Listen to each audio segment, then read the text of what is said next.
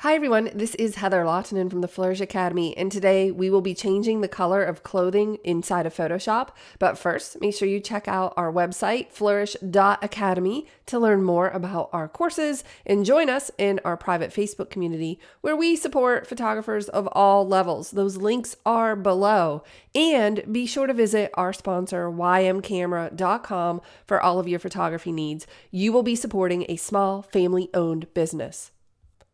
My friend Diane recently sent me this photograph. The client requested that his clothing be changed to the color black. So let's begin by grabbing the quick selection tool, that's W on the keyboard, and we'll start with his jeans. I'm just going to click and drag over his jeans. Let's zoom in with a Command or Control plus to make sure we get every portion of this. Whoa, too far. So Alt or Option on the keyboard just to remove that part of the selection. And here as well. Oh, there's this little area that I would like to grab right there. So I just made my brush smaller with the left bracket key in order to do that. And we will be changing his jacket. So I'm okay with the fact that it selected his jacket here. So why don't we try, and I have a feeling this is not going to work well, to use generative fill, and I'm going to give Photoshop a prompt. I told it to maintain the texture of the jeans and just change the color to black. So let's see how it interprets those instructions. Okay, wow. So we did not change the color to black, and I'm pretty sure that is specifically what I said. Maintain the texture. Okay.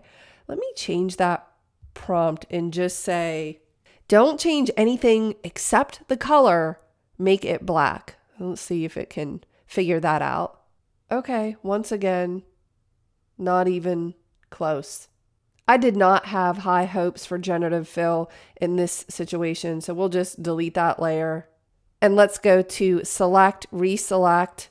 I am going to create a new blank layer and then press B on my keyboard in order to grab my brush tool. And I want to make sure that black is my foreground color. So I'm going to press D, and that stands for default. If you press X, you can switch the foreground and the background color, but I'd like that to remain black.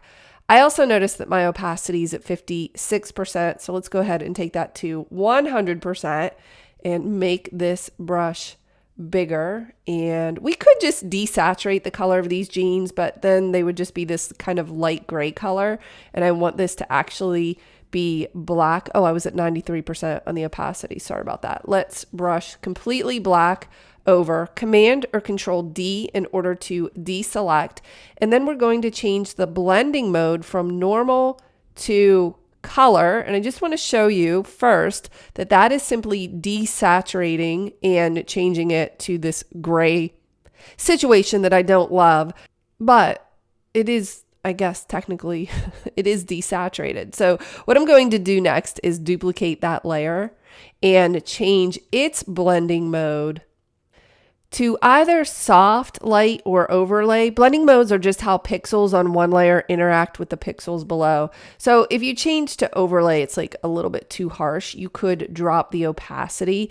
And if you look at the overall before and after, you can see that it made the jeans darker. Let's try soft light, but at an opacity of 100%.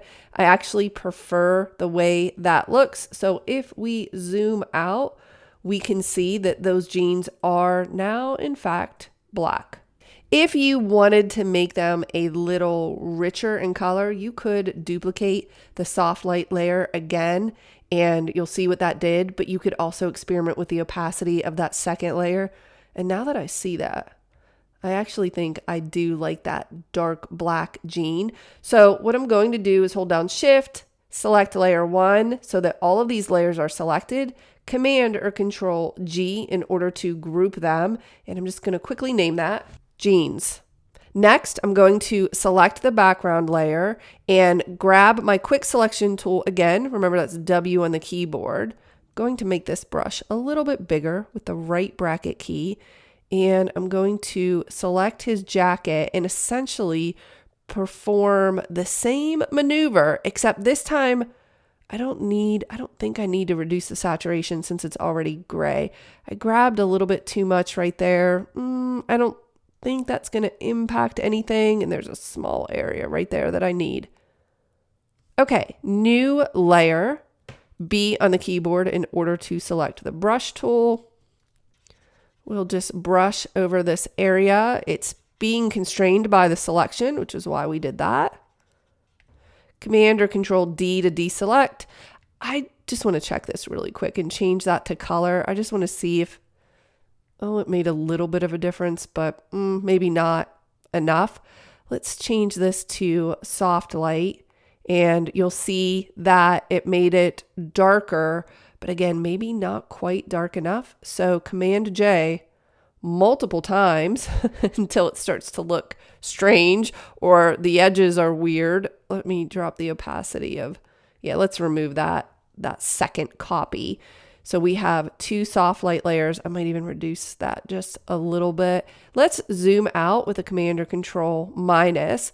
If you hold down Alt or Option on your keyboard and you click the visibility icon next to the background layer, it will toggle all of the other layers on or off. So you can see we actually did a really good job changing all of his clothing to black, and we did not have to rely on generative AI fill. I hope that you found this useful. I'll see you in the next video.